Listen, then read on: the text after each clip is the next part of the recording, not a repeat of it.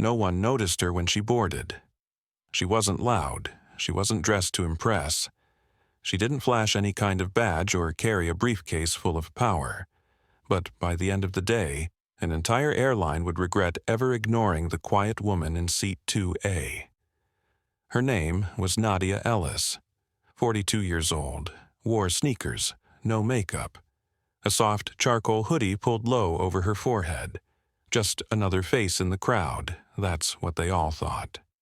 Until security dragged her off the plane, and the airline lost $4.2 billion before sunset.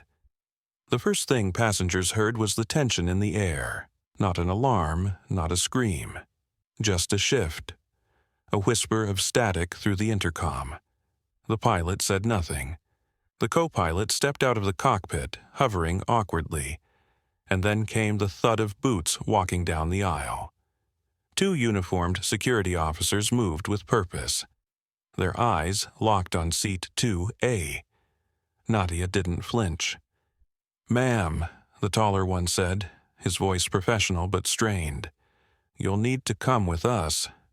She looked up, not startled, not angry, just calm.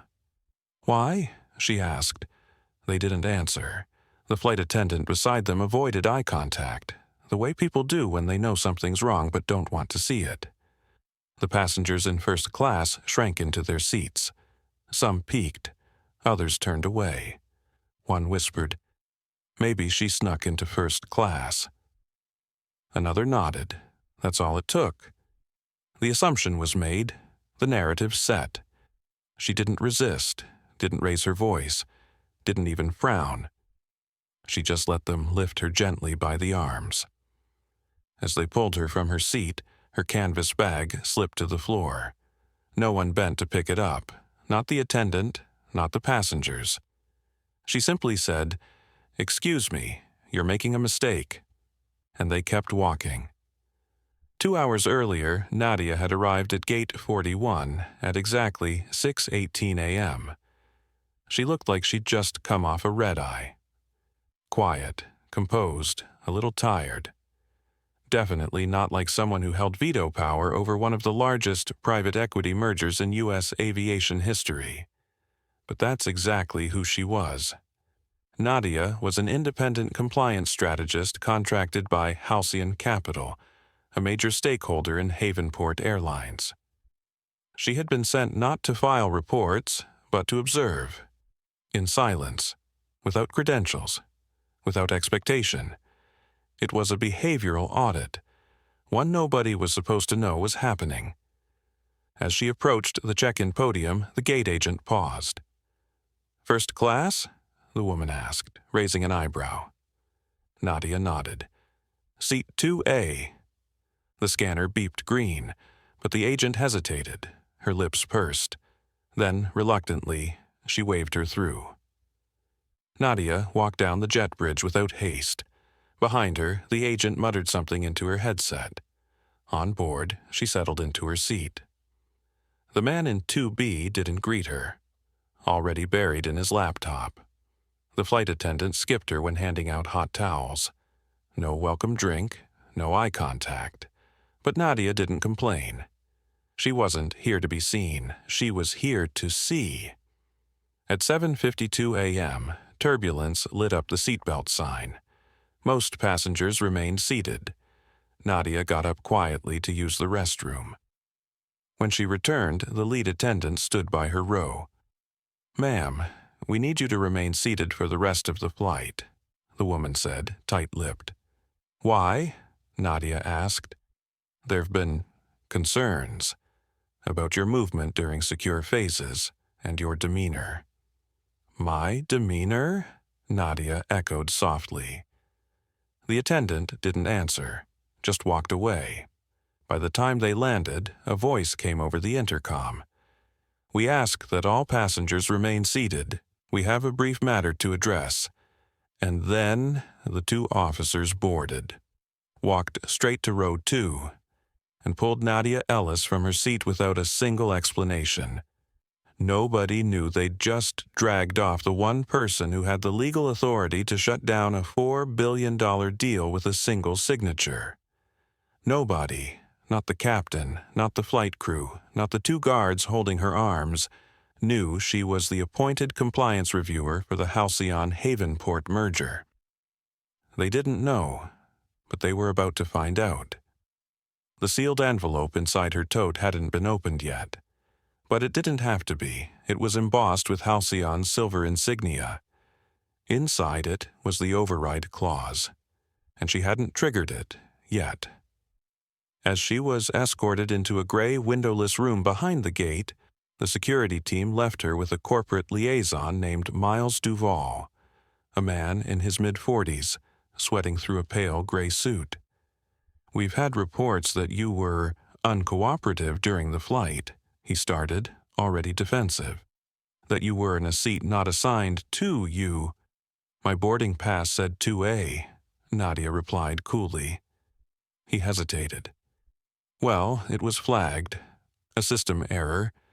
You were categorized under economy clearance, possibly a promotional." "Stop," she said. Then, from her wallet, she pulled a black Halcyon card, placed it on the table. "You don't need to explain the error," she said. "You need to explain the system that made it." Miles Duval stared at the black card on the table as if it might explode. He didn't touch it. He didn't even breathe. Just read the silver-embossed insignia and the fine print that followed. Halcyon Capital. Fiduciary Auditor. Priority Stakeholder Clearance. Her identity wasn't a guess. It was verified, unquestionable, and it came with teeth. Nadia sat perfectly still across from him, her voice even. "I wasn't in the wrong seat. I wasn't breaking protocol. I was sent to see if your systems could tell the difference between a threat and a woman who doesn't look like your average first-class flyer." Miles swallowed hard, the edges of his composure already fraying. I understand this is serious," he stammered. "But there must be some mistake in the communication between boarding and manifest." "There was no mistake," she interrupted. "There was an assumption." The room fell quiet. Nadia leaned forward slightly, not threatening, just resolute. "You flagged me because I didn't fit your profile of wealth, power, or status. But here's the thing, Mr. Duval. Systems don't make assumptions. People do." 10 floors above them, Havenport's executive suite was on fire. Not literally, but it might as well have been. The internal Slack thread had exploded by 9:13 a.m. By 9:15, the words "Fiduciary Audit, Gate 41, and Flight 2287 were being whispered behind every closed door. In Conference Room 9A, a hastily assembled damage control team gathered around a live feed from security footage. There she was, Nadia, being escorted off the plane. Calm, silent, dignified. "She didn't resist," muttered Marla Cheng, Director of Corporate Risk. "Didn't raise her voice, didn't even demand an explanation." "Because she didn't need to," someone else murmured. "She knew." Harold Mercer, Havenport's chief legal officer, entered the room with a folder stamped Phase 3, Halcyon. He didn't bother with greetings. "She's not just any auditor," he announced flatly. "She's the primary signature on the equity clause, the one person who can freeze the entire $4.2 billion merger deal silence.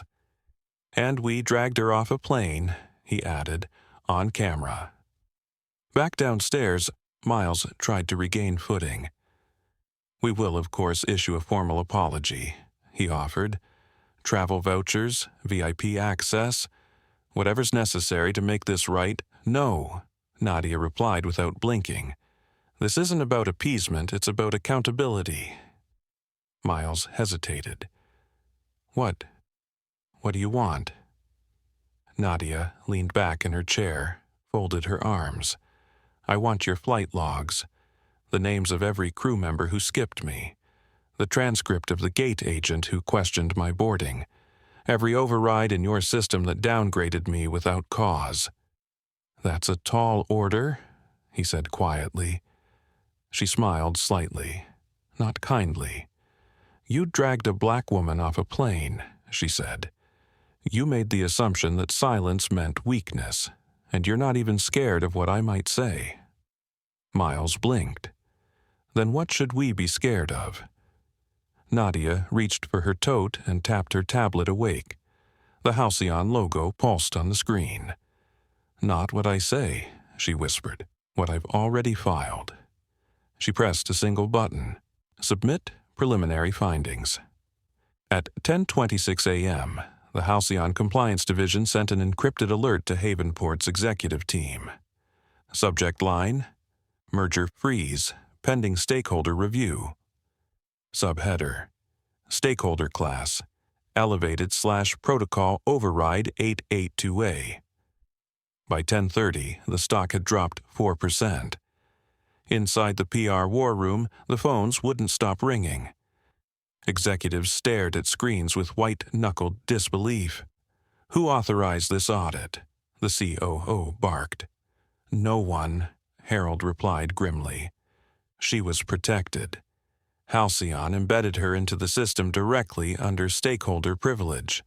That's why she didn't show up on manifest logs. "You're telling me we removed the signature on our own deal?" the CFO shouted. "I'm telling you," Harold said coldly. "We treated her like she didn't matter, and now the entire board knows she does." Meanwhile, Nadia was escorted, quietly this time, to Havenport's executive lounge. No one questioned her presence. No one dared. A man in a sharp navy suit approached. "Ms. Ellis," he said, extending his hand. "I'm Jonathan Clay, VP of Strategic Development. May I have a word?" "You may have 10, she said, sitting. "We acknowledge what happened," he began, "and we're prepared to fix it. The memo from Halcyon, it's reversible.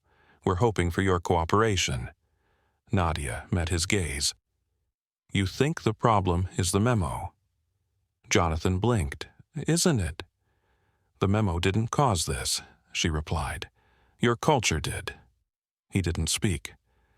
"I haven't signed the termination clause yet," Nadia added. "But unless I see structural accountability, not apologies, not perks, this merger dies before sunset."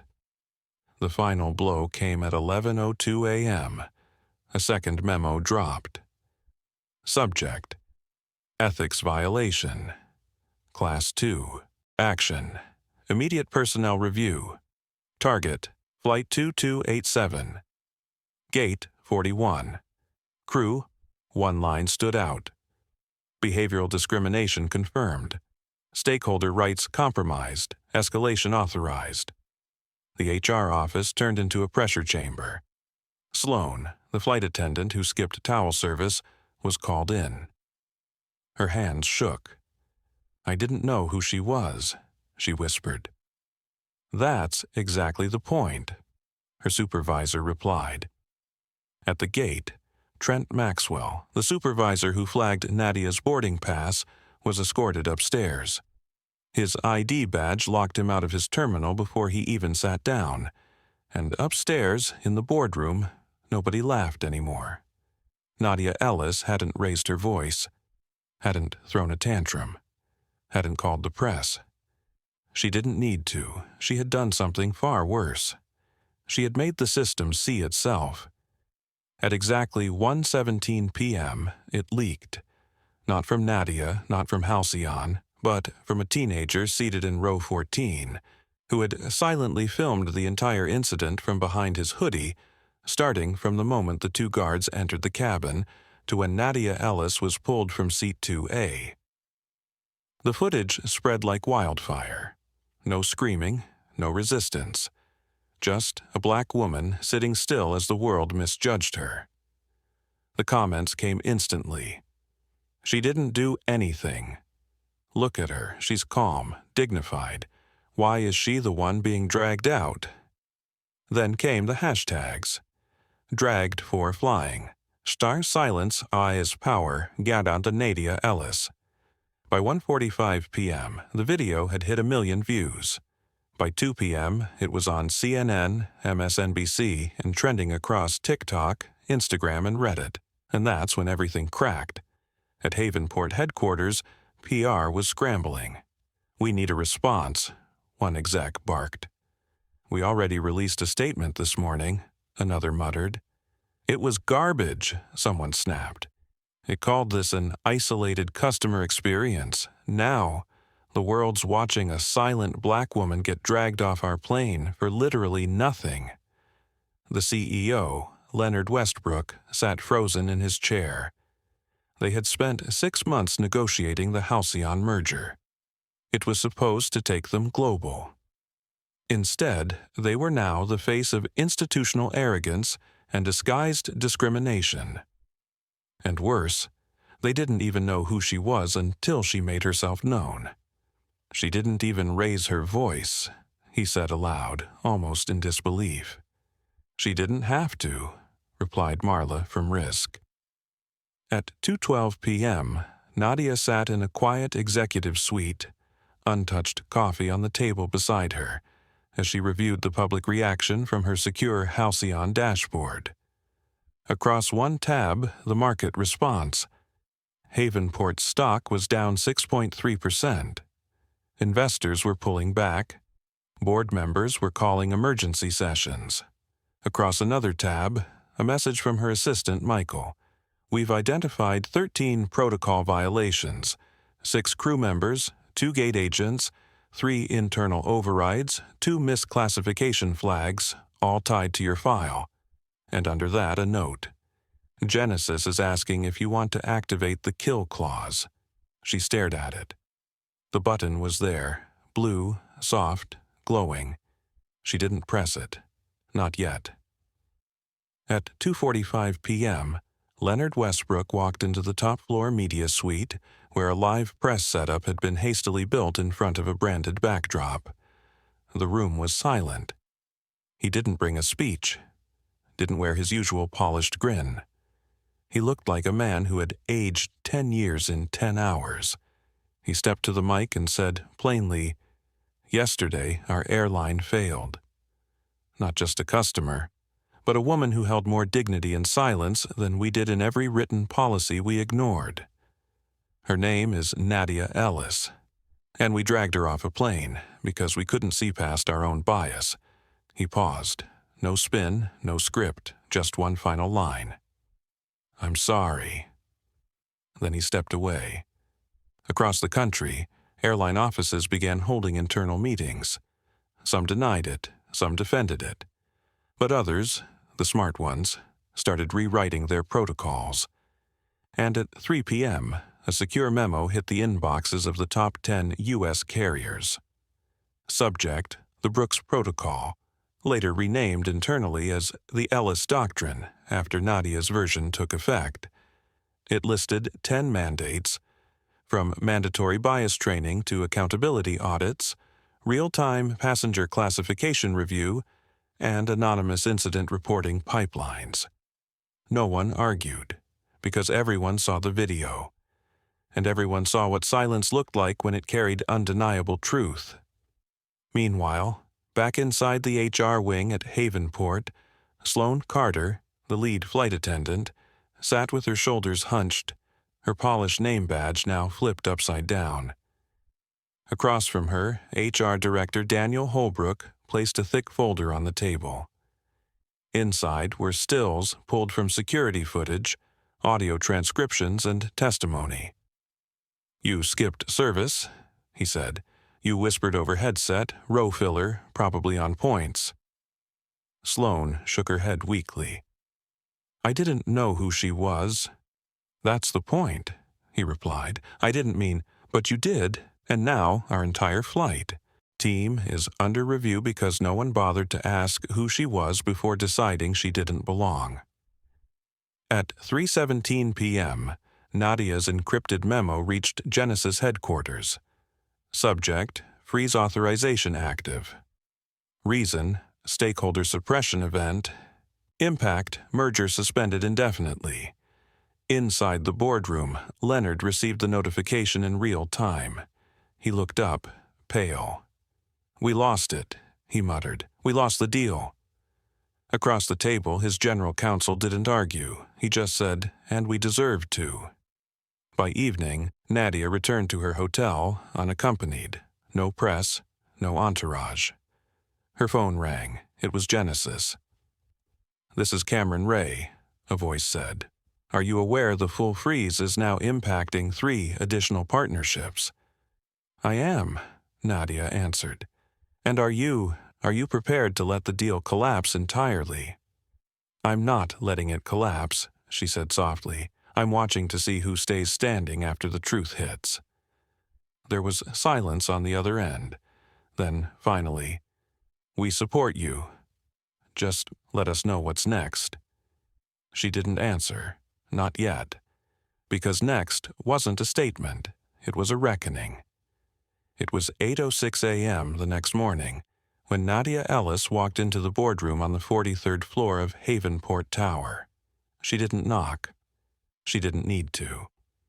Inside, Leonard Westbrook, the CEO, stood beside the floor-to-ceiling window, his face drawn, the usual morning confidence erased.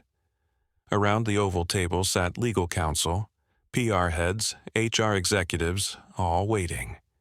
She placed her leather portfolio on the table. Calm, centered. Leonard turned. "Miss Ellis," he said softly, "thank you for coming." Nadia didn't sit. She opened the folder and slid a document across the table. "This is what I require," she said. No preamble, no easing into it. Just the truth, clean and surgical. The first page was titled, "Structural Accountability." "Mandatory cultural retraining," Nadia began. "Not once, not annually, every 6 months. Required for all gate agents, cabin crew, and supervisory staff." Someone at the table flinched. "Second, performance bonuses will now be partially tied to bias response scores and inclusion metrics. You don't just teach equity, you incentivize it." She turned the page. "Third, external oversight, not internal HR. I want a third-party ethics board reviewing complaints, staffing overrides, and customer reclassifications." A long silence followed. Leonard slowly sat. "That's a massive undertaking," he said carefully. Nadia didn't blink. "You dragged a black woman off a plane," she said quietly. "You lost $4.2 billion in a single day, and I'm the only reason the board hasn't voted you out already." She leaned in. "This isn't a massive ask. This is the minimum." Legal counsel, a woman in her early 60s named Marjorie Bell, spoke next. "We'd like time to review the terms with our internal teams." "No," Nadia interrupted. "You've had time. While I was being flagged, skipped, whispered about, your system was documenting its own failure." She turned one final page. "Here's the list of every override, every message, every staff member who touched my profile. Genesis flagged 19 separate violations. I haven't signed the kill clause yet, but I will if even one of these names gets swept under the rug." Leonard's hand twitched slightly. "This isn't about vengeance," Nadia said. "It's about prevention. This time it was me. Next time it's someone without the power to fight back." At 10:21 a.m., an internal Havenport memo was issued company-wide. Subject, immediate systemic review, executive mandate. New requirements, bias response training, biannual. Equity score, tied to performance evaluation checkmark, third-party oversight panel. Formation underway. Checkmark, public-facing accountability report, quarterly. Employees didn't know who had triggered it, but they all knew why. Especially those from Flight 2287. In a glass-walled HR room on the 5th floor, Sloane Carter sat once again, this time without her flight pin. Daniel Holbrook reviewed the findings one final time. "You didn't just skip her drink," he said. "You flagged her movement. You coordinated with another attendant to list her as non-compliant. You changed her story before it had even been told. "I didn't think," Sloan began. "No," he said. "You didn't, and that's exactly what this entire company is paying for now." He closed the file. "You've been rotated off international duty, effective immediately." Sloan's voice dropped to a whisper. "Is this permanent?" Daniel's eyes didn't waver. "That depends on whether you see this as a punishment or a mirror." At 11:32 a.m., Genesis Holdings received a sealed file from Nadia Ellis. It was short, to the point. Compliance response acknowledged, systemic changes verified, merger freeze lifted conditionally, final clause pending public accountability. The executives exhaled. Slightly, but they weren't off the hook. At 2 p.m., Leonard Westbrook stepped onto a live-streamed press conference stage again. No logo backdrop this time. Just a neutral background, a single microphone. He cleared his throat. What happened to Miss Nadia Ellis was not isolated. It was a reflection of a deeper failure, our culture. She didn't raise her voice. She didn't storm the gate. But her silence forced all of us to look closer. Today, I'm not here to save face. I'm here to tell the truth. He took a breath. We've accepted her terms. And we've adopted a new operational standard, the Ellis Doctrine, because no customer, no human being, should be punished for not looking like they belong. The feed cut out, but the silence afterward wasn't uncomfortable anymore. It was clarifying. Later that evening, Nadia walked through Logan International. No cameras followed her, no guards flanked her sides. She passed a Havenport check-in desk. A young agent stood up straight. "Miss Ellis," he said quickly, almost nervously. "I don't need special treatment," she said kindly. "Just fair treatment." "Yes, ma'am," he replied. Inside the lounge, a woman approached, mid-30s, holding a toddler. "My sister was on that flight," she said quietly. "She watched it happen. And now my daughter knows that silence isn't weakness." Nadia smiled, just slightly. "Tell her this," she said. "Power doesn't always shout, but when it does, make sure it says something that echoes." She boarded without interruption, seat 2A again. Not because she needed the champagne, not because she wanted the space, but because she had earned it, and because she'd redefined what it meant to belong there. A week had passed since Nadia Ellis boarded that flight, 7 days since she said nothing, and yet made the entire world speak. The media hadn't stopped talking, not because she'd granted interviews, but because the system she exposed had done all the talking for her. Across the United States, airlines scrambled. JetRise Airlines issued an emergency memo mandating third-party equity training. Aerostar, once silent, now released a 20-page public apology for past systemic patterns of selective service. Even Skyco, famous for its elite Sky members only tier, removed the word exclusive from its boarding group language. But the most defining change came from within. They called it the Ellis Doctrine. Power doesn't always shout, but when it does, it better speak for those who've been silenced. And just like that, Nadia's silence became a standard. The doctrine wasn't just corporate speak, it was policy, mandatory cultural bias audits every 6 months, anonymous passenger feedback pipelines linked to executive dashboards, behavioral pattern monitoring for in-flight staff, not to punish, but to reflect.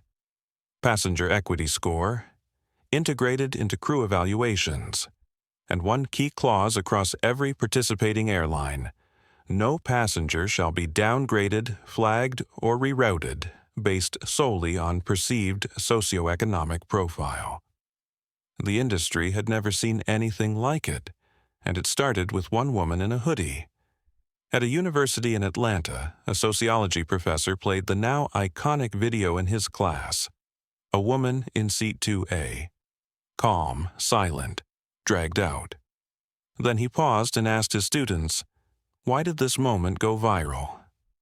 A young woman raised her hand. "Because it was quiet," she said. "Usually we expect screaming, anger, outrage. But this was still," and it held up a mirror to all of us. Heads nodded. Because she was right. The silence made it uncomfortable, and the discomfort made it undeniable.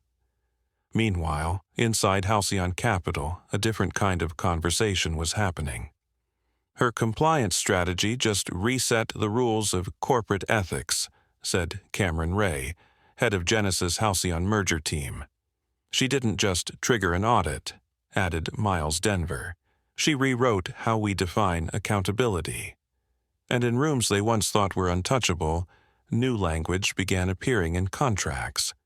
Clause 12, B, Stakeholder Kia Equity Response Trigger, the Ellis provision. Mandates full structural review if a primary stakeholder is mishandled due to bias-related procedural failure. Investors didn't resist it, they welcomed it. Because for the first time in years, ethics had weight on the balance sheet. But Nadia, she wasn't watching stock tickers. She was sitting in a quiet park near her apartment in D.C., legs crossed, coat wrapped loosely around her, a tablet in her lap showing a new message. From Harvard School of Law. Subject, Invitation to Keynote. Silence and Systems, Modern Ethics in a Noisy World. Date, May 12th. Honorarium, flexible, travel covered. She smiled faintly, then tapped decline. Because Nadia wasn't interested in becoming famous. She was interested in becoming effective. Back at Havenport, the transformation was visible. A new position had been created, Vice President of Passenger Equity and Operational Ethics. The first hire? A former flight attendant named Rashida Moore, one of the invitation arrived in a sleek black envelope, embossed with gold lettering and sealed with a presidential crest. "Ms. Nadia Ellis, you are cordially invited to deliver the keynote address at the National Ethics and Equity Summit held in Washington, D.C., under the patronage of the White House." Inside, the letter continued. "Your voice, spoken or silent, has redefined what justice looks like in our time. We would be honored to have you speak before Congress members, Fortune 500 leaders, and national press." Most people would have framed it. Some would have leaped at the spotlight. Nadia read it once, then set it gently aside. At that same moment, a maintenance worker swept the floor at Terminal B in Phoenix Skyport. No one noticed him.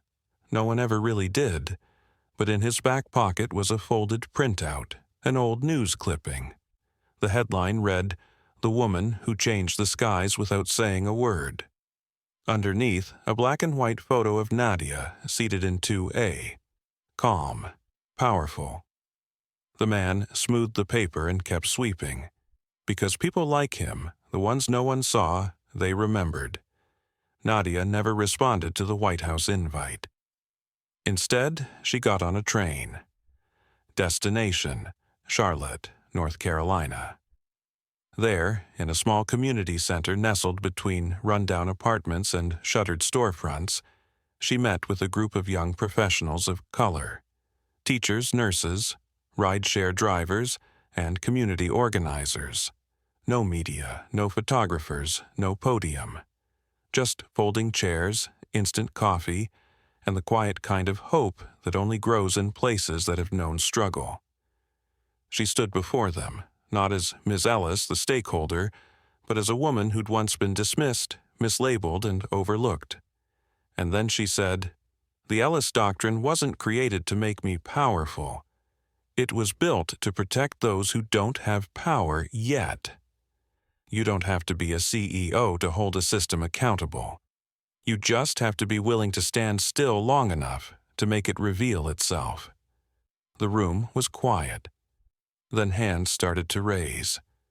One woman asked, But what if standing still means getting punished?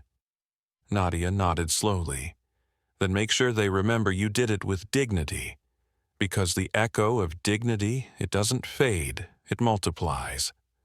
Across the country, ripple effects deepened.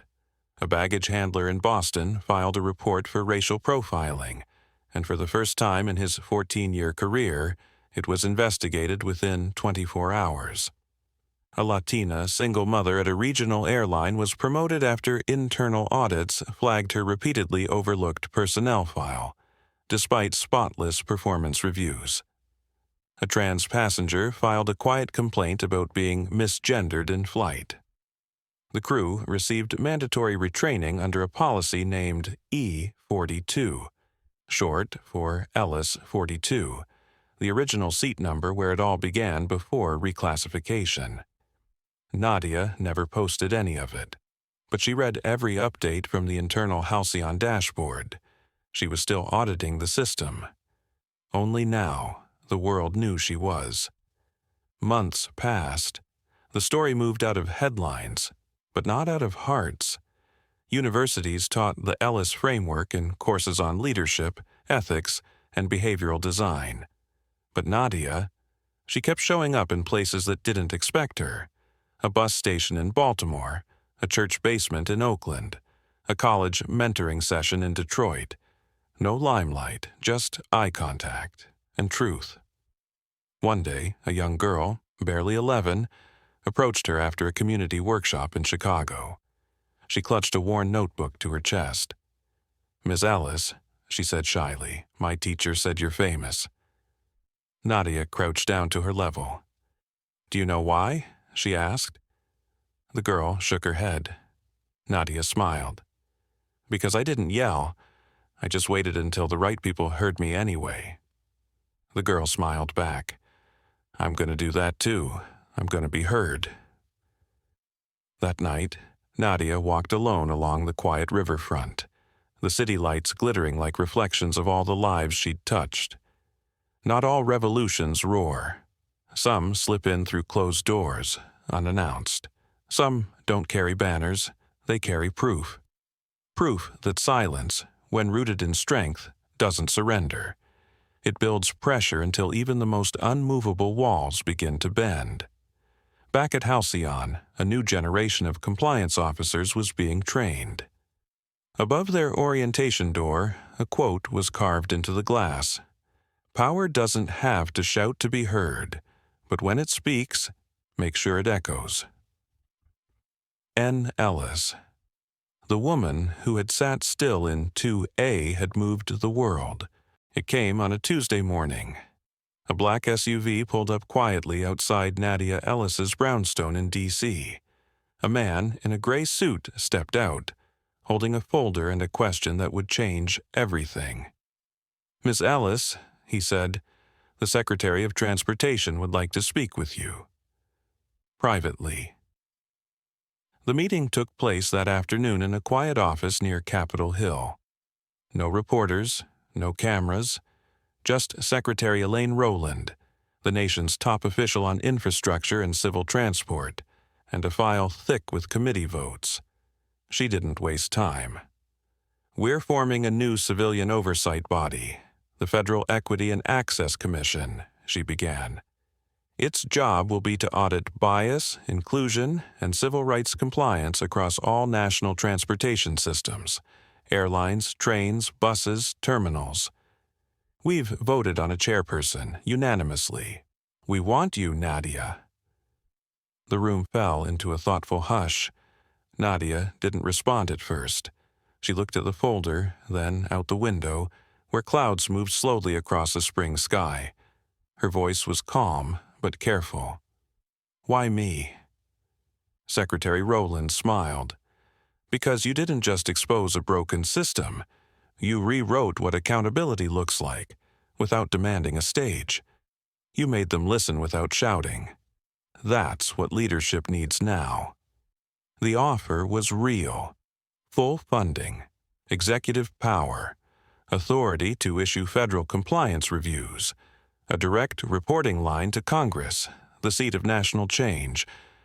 But Nadia had learned something few leaders ever admit. Change isn't always born at the top. Sometimes it rises from the seat no one thought to look at. She asked for 48 hours to decide. They agreed. That night, she walked the streets of her old neighborhood in southeast D.C., where bus routes still skipped poor blocks and train stations accidentally had no elevators for the disabled. She watched a teenage boy help his mother load groceries into a borrowed car. She watched a city worker sit on the curb after a long night shift, shoelaces untied, face weary. None of them knew who she was, but they were exactly why she'd started all this. The next morning, she called her assistant, Michael. "Send out a statement," she said. He paused. "Are you accepting?" Nadia exhaled. "No." Michael was stunned. "You're turning down a federal commission?" "I'm turning down a title," she said, "not the mission." At 10:04 a.m., the news broke. Nadia Ellis declines federal chair nomination. Her statement read, "The Ellis Doctrine was never about me. It was about creating space for the voiceless to be heard, for systems to be reprogrammed, not just regulated. I believe true equity doesn't need a podium, it needs presence, and mine will remain where it began, among the people systems forgot." Reactions were immediate. Some called her noble. Others said she missed her moment. But those who truly understood? They knew she'd just rewritten what power really looks like. 2 weeks later, at a regional airport in Mississippi, a black mother traveling with 2 kids was pulled aside by a nervous gate agent. She braced herself for the usual: questions, skepticism, judgment. Instead, the agent smiled. "Welcome, Miss Sanders. You're in seat 2A, and your children are in 2B and 2C, right next to you." The woman blinked. "Oh, thank you." He added softly, "We run things differently now. We've had reminders." And above his shoulder, on the wall behind the counter, was a framed plaque, "The Ellis Doctrine." Silence isn't weakness, stillness isn't surrender, and every passenger deserves to be seen. Back in D.C., Nadia sat on her apartment balcony, sipping tea, barefoot, a warm breeze brushing her skin. She didn't need applause. She didn't need to win elections. Because she had something far rarer. She had clarity. And in that stillness, she smiled, knowing that across terminals, bus stations, policy rooms, and quiet corners of forgotten cities, her silence was still echoing. On what seemed like an ordinary flight, a woman of color sat quietly in seat 2A, calm, still, asking for nothing. She didn't wear expensive jewelry. She didn't carry a luxury bag. She wasn't loud or demanding, but inside her simple canvas tote was a folder that could alter the fate of an entire corporation. No one on that flight knew who she was. No one realized she was there to observe, not to be served. And when 2 security officers pulled her from her seat for no clear reason, there were no screams, no outrage, just silence. But the kind of silence that would soon echo around the world. The lesson began where no one expected it to. She didn't call a press conference. She didn't sue. She didn't post online. She just submitted a report. And line by line, video by video, every quiet decision made behind the scenes came crashing into the spotlight. When an entire industry bent to apologize to a woman who never once demanded attention, people began to realize true power isn't about how loud you can speak. It's about how long you can stay still until the truth has no choice but to reveal itself. From one seat, change swept across the country. Airlines rewrote their policies. Universities taught her case in ethics and leadership courses. Customer service systems were redesigned, not to judge by appearances, but to honor the humanity in every person. And her? She turned down a national leadership role, not out of fear, but because she understood something deeper. Not all change needs a spotlight. Some revolutions happen in silence, where people don't hear with their ears but with their hearts. The message of her story. Never judge someone by how they look, how they dress, or where they sit. Silence isn't weakness. Sometimes it's what makes the world finally listen. Real power doesn't come from titles, or status, or shouting. It comes from why you choose to speak or stay silent. You don't need to sit at the highest table to spark the biggest shift. And in the end, one person sitting in the right seat for the right reason at the right moment can shake an entire broken system.